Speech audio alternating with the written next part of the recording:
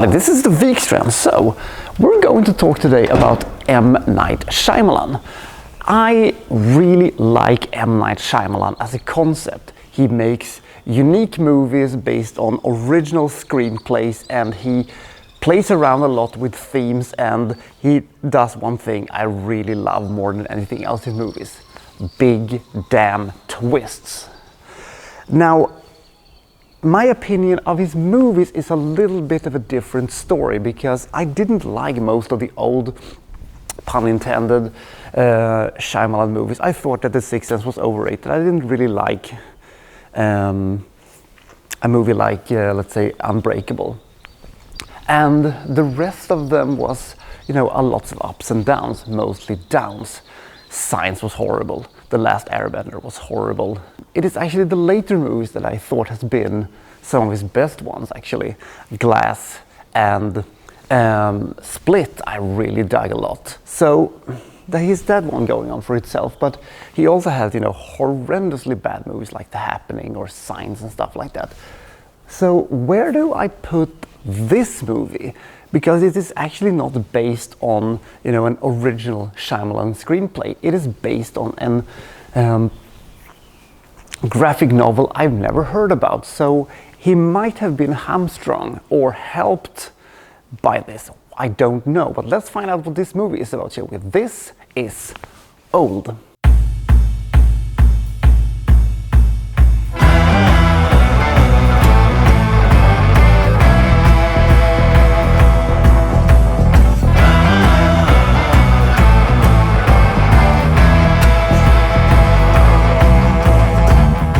This slightly disjointed family that has come to this tropical island paradise in order to, trying to, function together as a family again. Maybe, we shall see. And they are offered the opportunity to go to this very secluded beach, which is supposed to be fantastic.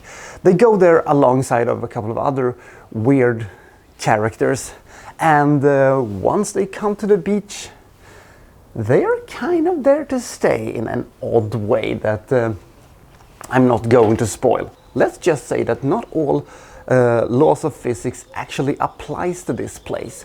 So why are they here? What is this place? And what's going to happen to them? We shall see. One thing that always been the Achilles heel of most Shyamalan movies is his way of directing actors, because lots of them is basically stare into the camera and look as bored as possible and have this blank stare and, tone down everything. This has happened to Mel Gibson and Mark Wahlberg and countless others who have been in the good old words of the nostalgia critic, Shyamalanized. And I can sort of understand where he's coming from. And this movie has a greater variety of batshit insane performances, because some of them are so over the top, atrocious and horrendously bad that I'm thinking, what the hell is going on here? And some of them are more into the category of very awkward Shyamalanized way of talking and stuff like that. It's bad, but not hilariously bad. As a thriller concept, it's very fascinating. It's like an episode of The Twilight Zone or something like that. And I was kind of in the beginning with them, and I was fascinated on what was going on. But the longer the movie went and the higher leaps of logic they had to take to, keep going, maybe a little bit, they're gonna have to pay this off in a pretty damn grand way if I'm going to like this. But I was still with them. But the movie got less and less interesting as we progressed, and I get just more and more uninterested and kind of bored. And then the ending happened, and the Shyamalan sort of twist sort of came. And it was sort of good, but also not very good. It explained a lot, but it also did not explain a lot.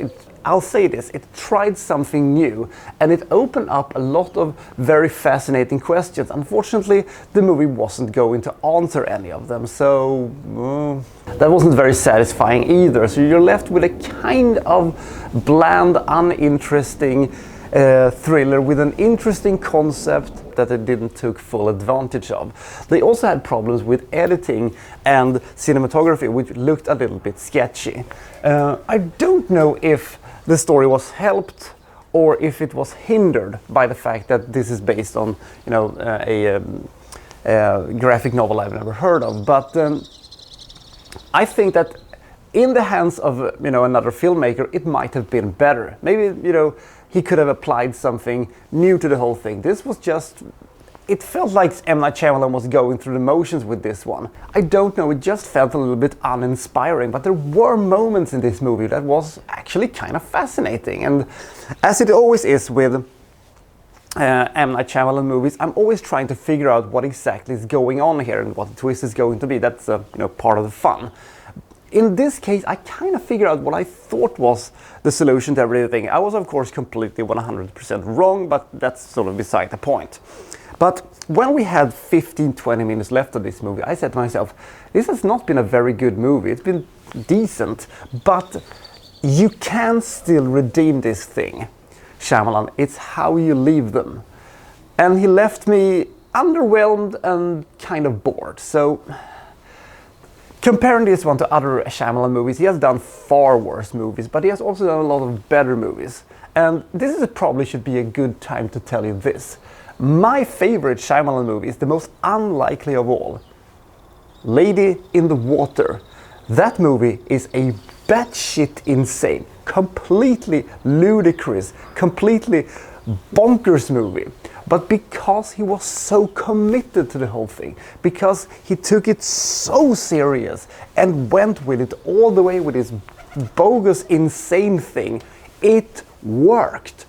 This one, he could have done something similar, but chose not to do that. I'm not saying that Old in any way resembles Lady in the Water. He doesn't have, you know, narves or skrongs or tartutics in it, which people say with the utmost cadence. I can't believe it happened, and I'm so glad it happened. But that's a review for another time. Old is a decent movie. It has an interesting concept and has interesting themes to it, but unfortunately, that is about all it has. The rest of it is just kind of bland, just kind of there. Old isn't a bad movie, but it feels uninspiring, and it doesn't have that unintentional M. Night Shyamalan comedy that some of his more bonkers movies have, that sometimes can combat the hokey bullshit that some of his movies are also filled with.